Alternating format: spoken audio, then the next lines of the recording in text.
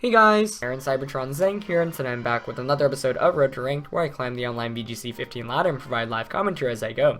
It is a brand new week, so we are featuring a brand new team. This one might look a bit familiar to you because it is actually the one that we reviewed out on Team Review Thursday last Thursday. So I made a couple of small changes, played a couple of practice games beforehand to get a feel of the team, and I'm excited to see how high we can climb with this team since this is actually our last week before the rankings reset. So however high we climb up with this team will be however high we end up with. Obviously the goal is to just reach over 1800, but 1850 plus would be really neat. Two small things before I get started with today's episode.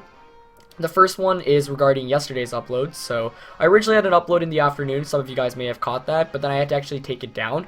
And it wasn't like I was forced to, but one of my opponents actually asked me to because he was Japanese. And he was actually competing in the Japan Cup, which took place this past weekend, which is an online qualification tournament through Wi-Fi, which allows you to get an invitation to Japanese nationals if you do well enough. So he was doing really well in that tournament. The team that I fought against like he used was actually the team he used at Japan Cup, the online tournament, and he also said he might have brought it to nationals, or he was planning on bringing it too. So I wanted to respect that, since scouting is definitely a thing, and I know Japanese players also watch my videos. So for those wondering, that is why there was no upload after like 5-6 p.m. after I took it down. So I do have to apologize for that. I'll try to make up for it. Also, one last small thing, well, it's actually not small. It's a pretty cool thing. I mentioned earlier that I've been working with Alex Agloza. Well, you guys can check out the content that we recently did. We basically had a bunch of battles together. It was really casual and fun, but also I think it's just really entertaining. We work really well together, and we're actually going to start doing stuff on a weekly basis, so you guys can look forward to more collaborations with Alex Agloza. I'll be featuring more stuff from him on my channel as well, but go check out his side of the battles because he already got those uploaded. I'll link them in the description below. But we're finally going to get this week started, jumping back onto the ladder. Now, practice games I played beforehand did not bode too well, falling down to 1759 unfortunately, but that just makes the climb a bit more exciting. Of course, Lightcore VGC's team that we featured last week was a fantastic team. At the end we were like at 1840, 1850. But yeah, I mean, that's the thing with when you start up with a new team. It's always really difficult to get the hang of it immediately. So that's why I play a couple practice games off of screen, just to really understand the team and its dynamics, so that way the games I can feature are a bit better.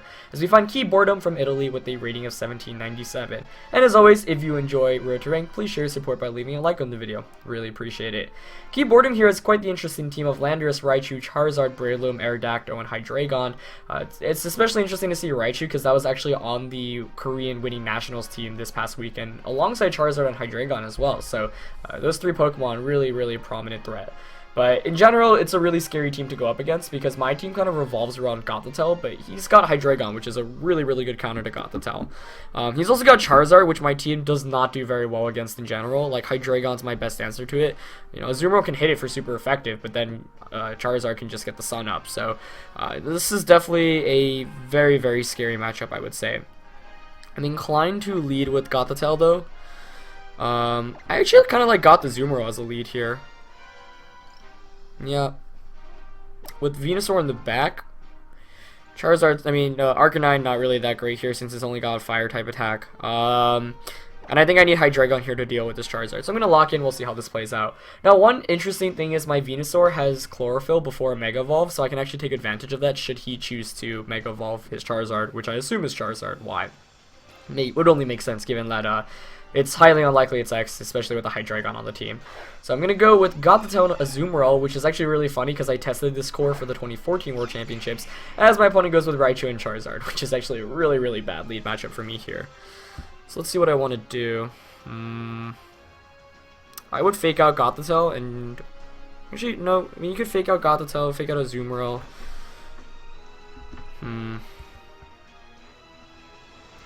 Kind of want to go for the Psychic onto Charizard. Let's see how much Waterfall does relative to Aqua Jet. I kind of want to go straight for the Aqua Jet so it can help me hand Aqua Jet the following turn. I'm just going to try to knock out Charizard because if Charizard goes down, then I actually have a decent matchup in this game. Charizard actually counters Mega Venusaur somewhat hard too, which is one of the main issues. So I'm going to try to take care of it before anything else. Yeah, if anything, I think in the practice games I played beforehand, Charizard was definitely a huge issue. So Raichu here, I would assume is going to go for the fake out, especially because right now it looks like Trick Room is definitely a possible thing. So I'm actually not running Trick Room. He does reveal Charizard Y, that should not surprise anyone. Of course, I've got the Choice Band. And I'm super effective, but the sun basically negates that super effective damage, so I'll be doing neutral, but Choice Band can still help out. Let's see if he goes for a Solar Beam and who Raichu fakes out immediately to kick off the game. Raichu does go for the fake out, this one going into Gothitelle, so really wanting to prevent any potential Trick Room setup. I do get an Aqua Jet against the Charizard. Helping Hand Aqua Jet might actually KO this next turn, which is what I'm hoping for. He does go for the Heat Wave, let's see how much it does here.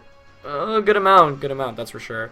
Of course, he crits Azumarill. Yeah, I was gonna say, it's a lot of damage to Azumarill right there. But that's alright.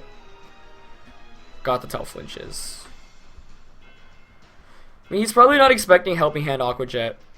Does that KO though? I don't even think so. That's the main thing. I mean, Helping Hand's a 1.5 boost. It's probably not, actually. What do I want to do? You also could just Thunderbolt Heat Wave. Actually, this is what I'm going to do. I'll protect Azumarill here, go for the Aqua Jet once again onto Charizard, allow him to knock out Azumarill so I get a free switch into Venusaur, to which I can actually take advantage of the Chlorophyll ability. Yep, so he's not going to protect Charizard, so I just get another Aqua Jet off. Maybe Helping Hand actually could have allowed me to KO him. Oh, he Thunderbolted into Gothitelle and Heat Waved. Oh, interesting. Okay. So he's not going to knock out Azumarill here. Yep. No burn either, which is good. Which means he's in Aqua Jet KO range. He kind of has to protect, so I kind of want to predict that and go for a double target onto the Raichu. Psychic. Yeah, I'm going to predict the protect. He really has to, I think, from Charizard here. If he doesn't, then I'll feel pretty bad about this play because I'll probably lose both of my Pokemon. But I feel like in this kind of situation, like, it's just safer to go for the protect. Though, the thing is, this is a case where, yeah, he does protect. Okay, perfect. So I made that play with relative confidence and it worked out alright. So I'm going to be able to do a lot of damage to this Raichu. Let's see how much Aqua Jet does. Oh, he goes for the Encore. I should have, I didn't, so I saw the Encore coming, which is why I almost went for the Helping Hand, but I totally had like a brain fart right there. So that's a really good move on his end, but now I can just knock out the Charizard for free, which is good. Let's see, based off who he has in the back, yeah, I'm really mad I didn't go for the Helping Hand. Aerodactyl, you know what, yeah, I'll bring in Venusaur here. Can take advantage of the sun, and I'm just going to Aqua Jet to knock out Charizard. So this is actually pretty favorable here. Azumarill gets a couple of extra turns than you'd really anticipate, and somehow the Choice Band Azumarill's Aqua Jet just really helped out here. He's actually going to go for the double, and he gets it. Wow. So Aqua Jet's going to fail. I mean, that was the only play he could have really made. Thunderbolt's going to come out, it's going to knock out the Azumarill, but that's always slightly frustrating. If anything, though, I guess this means I get to switch in Gothitelle back in for free. Though the question is, do I want to bring Goth or Hydreigon here? Actually, I'm going to bring in Hydreigon. Yeah. And I can just go for the Sludge Bomb onto Charizard and the Dark Pulse onto Raichu. I wonder if I want to... Sludge Bomb might be able to KO... Yeah, I think Sludge Bomb can KO in normal form here. And so that's what I'm going to go for, because if I can knock out Charizard, then I can still take advantage of the Chlorophyll. Which is why I don't want to Mega Evolve here, because I think speed is really essential, given that he might have Breloom. He's actually going to switch out that Charizard, which is a good play. Maybe Landorus coming in here, but it's actually going to be Breloom. That's going to be taking a Sludge Bomb, which is really, really good for me here. So perfect. My decision to not Mega Evolve and stay in normal form works out really nicely. Poison would be really cool here, but oh wow, I do get it as well. That's really, really fortunate. As he goes for the Hidden Power, probably Ice, onto Hydreigon. Doesn't do even 50%, so I'm gonna get a double knockout this turn. Perfect. Yeah, wow. That worked out perfectly. I don't know what he was going for with the Breloom switch in here, but oh, he's actually, yeah, okay. So Sunlight Fades there, Breloom gets knocked out, that's perfect. And the funny thing here is, basically I took advantage of that one turn of Sun. He's forced to bring in Charizard once again, which means I actually get another turn of Sun. So normal Venus are actually putting in a lot of work against these Charizards, which is helping out a lot. Landorus comes back in as my opponent's last one, which is pretty good here, as we see Charizard come out as well. So, gets the Intimidate off, but doesn't really matter against these two special attackers, obviously. And what's even better here is, I mean, he's basically got a Rock Slide. If he superpowers, he's done for. And I'm just going to stay in normal form. I'm just going to Sludge Bomb. Or maybe I should Mega Evolve this turn. But the thing is, he might protect with Charizard. So I'm going to go for the Draco onto Landorus. Let's see what he does. Nope, he's not even going to protect. He does Rock Slide, so he is Scarfed. Hopefully no flinch. If there's no flinch here, I'm basically good. Yep, no flinch. I get the Sludge Bomb off. Perfect. Should knock out Charizard. Yes, yes it does. Wow, I never thought I'd see the day where I just stay in normal Venusaur form, but I guess it is a day. Now, I could have Mega Evolved there, but the reason why I didn't want to was because if I gave up Mega Evolution, then Charizard would have been able to outspeed me the following turn. Of course, that was really risky, as Draco Meteor actually gets a crit there and just knocks out Landorus, though, yeah, there wasn't much my opponent could have done at this rate. So we were actually able to win the first game with this team 3-0, which is pretty nice. Wasn't really expecting that either. Like, I thought the Raichu Charizard lead was really, really bad for me, but Aqua Jet just put on a lot of pressure, and that's why I like Choice Band Azumarill a lot with this team. I think it makes a lot of sense. So, hey, that was a pretty fun game to kick it off, and yep, Gothitelle didn't really pull its weight in terms of what you wanted to do, in like you spread paralysis, disrupt, but at the same time, keeping the locking was really important, because once I put Charizard at that low HP range, it was really good. And of course, I got pretty lucky getting the Poison on Breloom as well, like, that just made it a much easier match. So, we're gonna jump back onto the ladder. That does put us to 1776, which is nice, so let's see if we can lock up another win. But yeah, really interesting game there, and you can see how the Charizard Y matchup is quite difficult. I basically have to rely on Azumarill and Hydreigon, but maybe Venusaur in normal form, you know, can get a Sludge Bomb off, and then you can outspeed. Because the thing is, if you Mega Evolve, the speed still counts for that turn, right? So, if they choose not to protect, like I knew that Charizard was in low range, as we find Tommaso from Canada with a rating of 1814. With a team that's very similar to the team that I actually have been using for quite a while, the Mega Venusaur team. He's got Bisharp, Talonflame, Terrakion, Suicune, Landorus T, and Venusaur. So, let's see. The Mirror Mega Venusaur matchup here is obviously intriguing. Now, Gothitelle never likes going up against Bisharp. Definitely does not like going up against Bisharp. I'm thinking if I want to change this team up a bit, I might want to add a priority fighting type attack. Maybe like Conkeldurr, if anything. Let's see what I want to lead with. I feel like the Bisharp lead makes a lot of sense on his end, which is why I want to kind of just counteract to beat that. Like, how would I beat Bisharp Landorus from his end?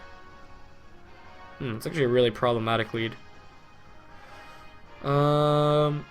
Actually, well, Venusaur does really well here. Okay, I think Venusaur is my key to winning this game if I can avoid the Talonflame, so that's what I'm going to be going for. Venusaur, Hydreigon maybe? Or Scizor? Scizor can Sword Stance. Or Azumarill. You know, I'm actually go, yeah, Venusaur or Azumarill. I feel like he's not going to bring Terrakion in this one, given that I've got Azumarill and Scizor. I kind of want Gothitelle still, because it can Psychic things and Thunder Wave things. And I'm leaning towards Arcanine as my last one, but Hydreigon is a better means of offense, that's the thing. Arcanine can't really do very much to us. Yeah, you know what, Arcanine's probably not the call. The only reason I'd really want it is for Intimidate. It's between Scizor and Hydreigon here. I'm leaning towards Hydreigon, though. Oh, I don't know, Scizor can actually be quite good here as well. Decisions. I'll go Hydreigon. Okay, lock in, we'll see how this goes. So I'm wondering, I mean, this team definitely I'm slightly familiar with because he's got a lot of same key members as in the Mega Venusaur, Terrakion, Bisharp. I'm guessing like it's, actually I played him earlier today when I was practicing with a different team and he had Sash. He leads with Landorus and Talonflame. That's a really good lead matchup for him. Kind of walked into that one. So he gets the Intimidate off, but the thing is, Azumarill obviously gets super effective water type attacks off as against both of those. So let's see. The Protect from Venusaur here is also kind of obvious. So I wonder if he's just going to Brave Bird Azumarill or switch out even.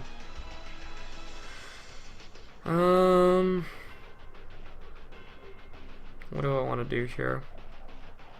Bring in Goth maybe?